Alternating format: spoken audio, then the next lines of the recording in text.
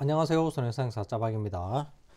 이번 시간부터는 실제 제가 처리했던 사건의 교통사고 사실확인을 가지고 교통사고 사실확인원에 적시된 구체적인 사실을 기초로 해서 과실을 어떻게 봐야 하는지, 그리고 과실이 어떻게 결정되었는지에 대해서 한번 알아보도록 하겠습니다.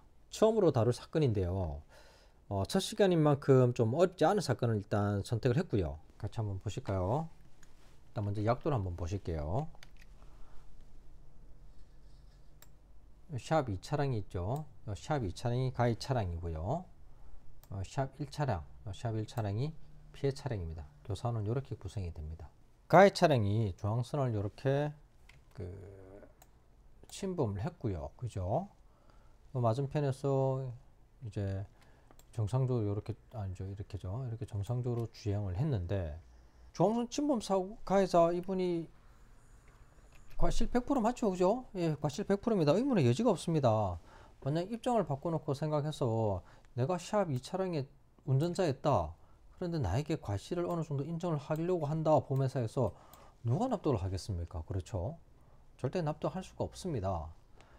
그런데 이제 다만 손해보험협회 과실 인정 기준에 보면 뭐 예를 들어서 뭐 요 삽 이 차량이 음주를 했거나 아니면 무면 운전이거나 아니면 과속을 했거나 20km 이상 과실을 했을 경우에는 이제 과실이 어느 정도 인정이 되겠지만, 그렇지 않은 경우에 과실을 인정한다는 것은 사실상 상상하기도 힘듭니다. 그렇죠?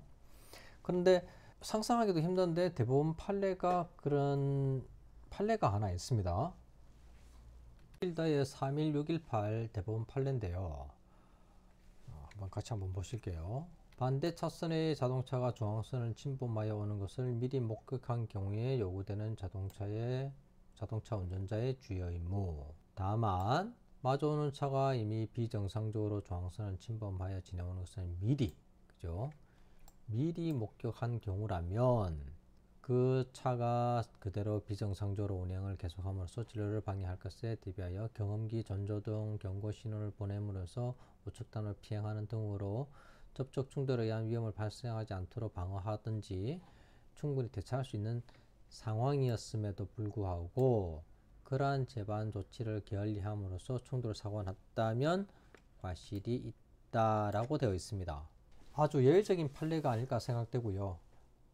다시 한번 말씀을 드리지만 중앙선을 침범했으면 100%인데 맞은편 오는 차량이 충분히 피할 수 있었음에도 불구하고 뭐 경험기를 울린다든지 전조등을 켠다든지 피항한다든지 그런 상황을 아주 게을리 했을 경우에만 인정되는 아주 예외적인 판례라 생각하고 실무적으로 사실상 인정되기는 거의 어렵지 않나 싶은 생각이 듭니다. 다시 교사원으로 넘어갈게요.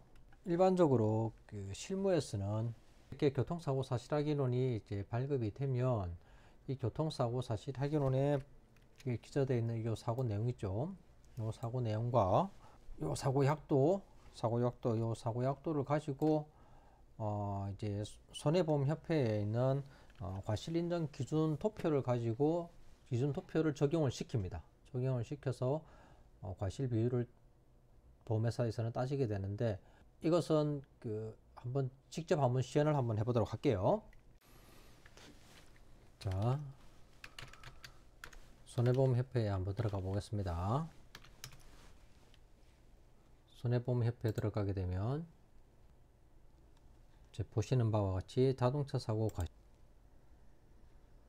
이런 유로 해서 이렇게 검색을 해도 되긴 되는데, 저는 개인적으로 요 밑에 있는 이 툴을 훨씬 더 좋아합니다.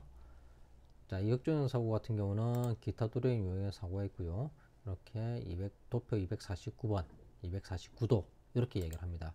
이역주행 사고 같은 경우에 이렇게 표시가 됩니다. 그리고 이렇게 이제 동영상 비슷하게 이렇게 나옵니다. 여기 보게 되면 수정 요설이라고 있습니다. 과실 비율 다시 한번 볼까요? 만약에 중앙선 침범했던 차량에게 아니고 이 정상적으로 주행하는 차량에게도 과실 인정하려면 이렇게 돼야 되겠죠. 중과실이 있거나 현저한 과실이 있는데, 그러면 중과실이나 현저한 과실이 뭘까? 요걸 보게 되죠. 이제 현저한 과실 같은 경우는 이런 게 있을 수가 있고요. 뭐 10km 이상 초과, 20km 미만.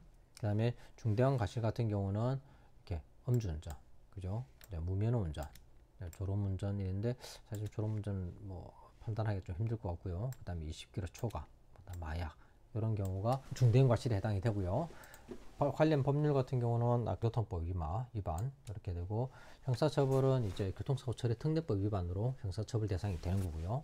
그다음에 그 판례나 조정 사례를 잠깐 한번 보시게 되면 거의 뭐 대부분이 이렇게 보시게 되면 아시겠지만 거의 그 중앙선 침범을 한 차량에 거의 과실이 100% 거의 다 인정이 돼. 100%입니다. 100% 되고, 그 과실분쟁심의위원회 과실 분심이라 그러는데, 이 분심이 사고에서도 보더라도 그 청구 차량 거의 100%입니다. 100%. 예.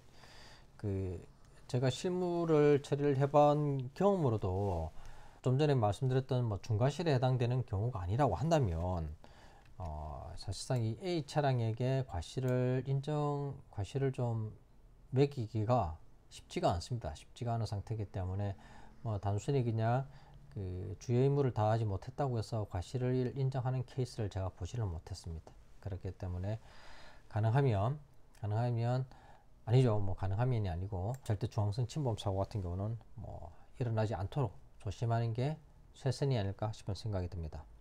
자, 다시 돌아가겠습니다. 이처럼 중앙선 침범 사고의 경우에는 실무에서 과실 인정 도표를 보더라도 거의 100대 0입니다. 100대 0이기 때문에 특별한 경우가 아니면 좀 전에 보셨던 대법원 판례는 적용되지 않고요.